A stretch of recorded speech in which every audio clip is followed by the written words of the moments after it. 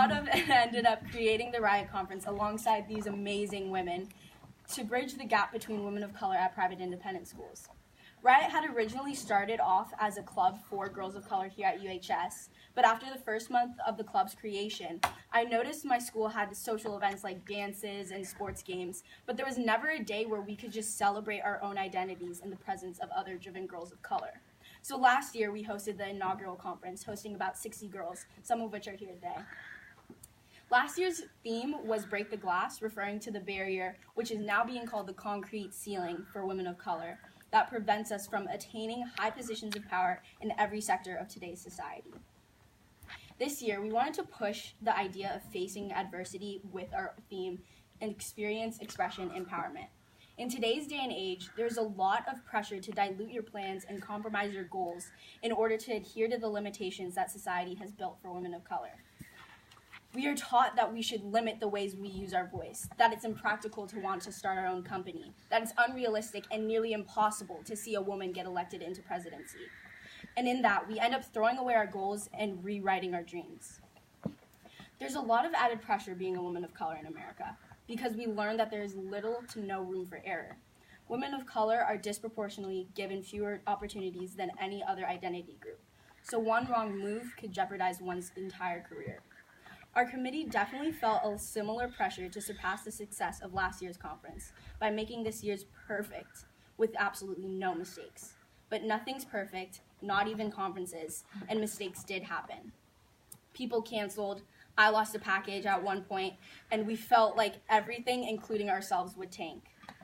Clearly, it didn't, because we're all here in one piece, and the conference is happening, and we're off to a great start. But the one thing that kept us from falling apart was seeing the bigger picture. No matter how hard we tried to make the best swag bags, get the most and best sponsors, the point of this conference was to bring girls together where they could be empowered to do great things. You can't put a sticker on that, nor do you need a gift card and a goodie bag for that. Although we do have some Phil's Coffee gift cards for you, so shout out to our people at Phil's. But that's what I think the Triple E mentality is. I've been calling the theme Triple E. Yes, we may get microaggressed on the daily. Yes, we may have to lecture someone for what feels like 3 hours on how reverse racism isn't a thing. Yes, we must work 100 times harder than men and 50 times harder than white women. But we can only rise above and empower ourselves when we use these experiences as motivation and remember the bigger picture, achieving our own goals.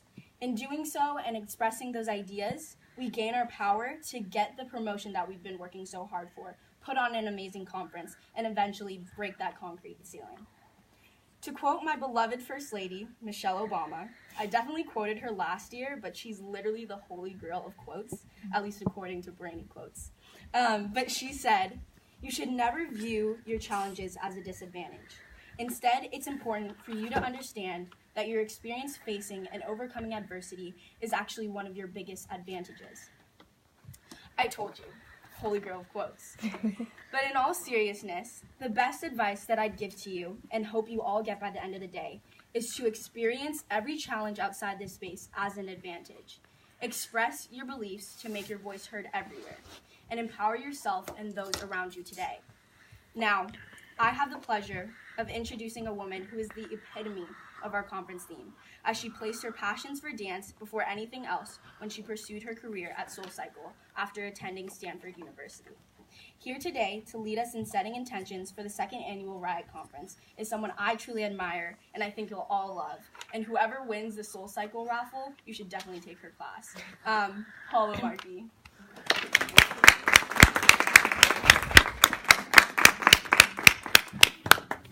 Hi, everybody. Good morning.